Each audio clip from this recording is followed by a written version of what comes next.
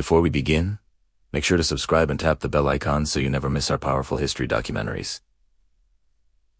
Today, we travel back to 1914, to a night when enemies became humans again, when guns fell silent and hope flickered in the cold trenches of World War I.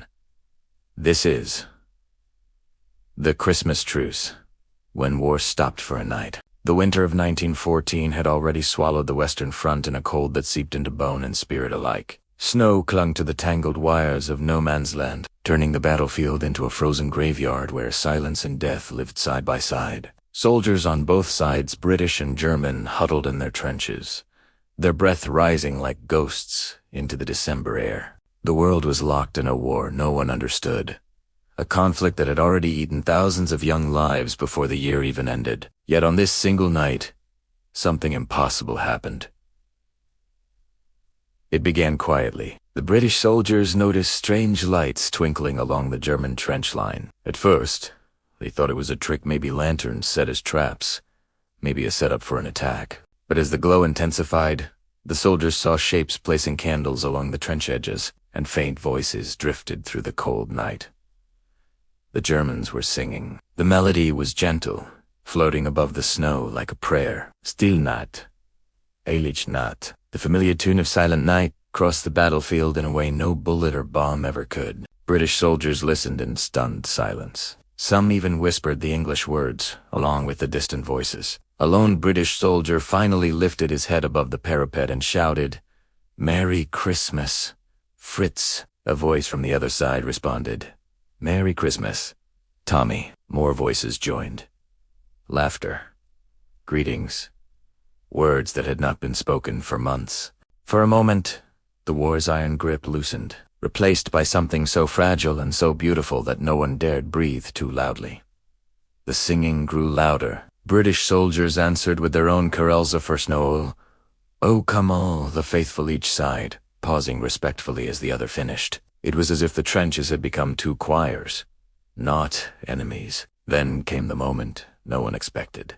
A German soldier climbed out of his trench, hands raised. British rifles snapped upward, aimed at his chest. But the man didn't run, didn't shout.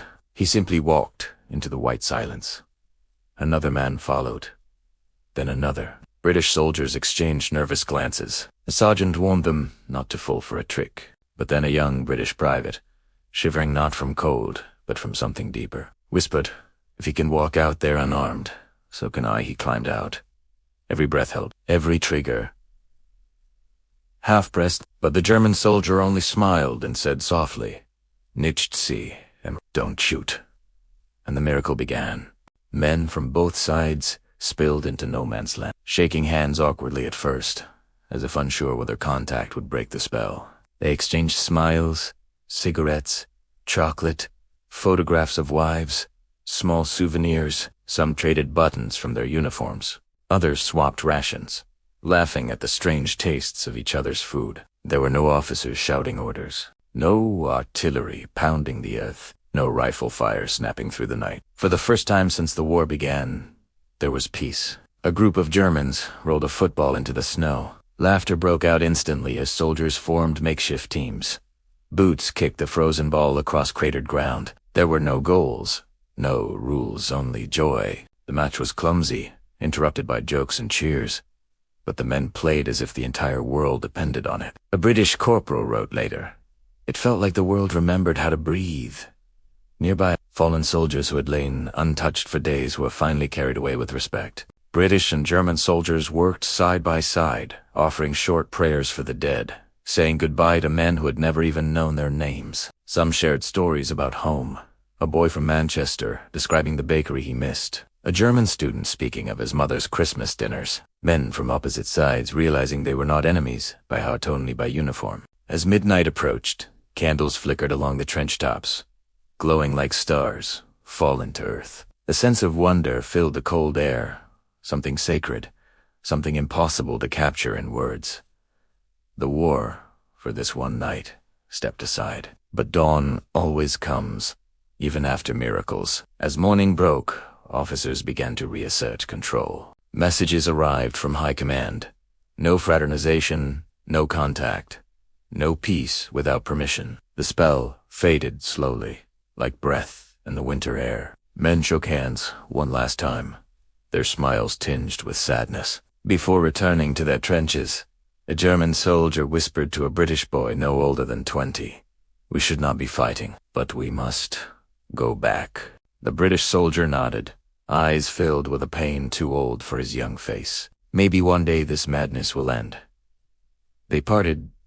The guns did not fire that morning. Both sides hesitated, unwilling to break the delicate silence. But eventually, orders forced them back into the reality of war. Artillery thundered again.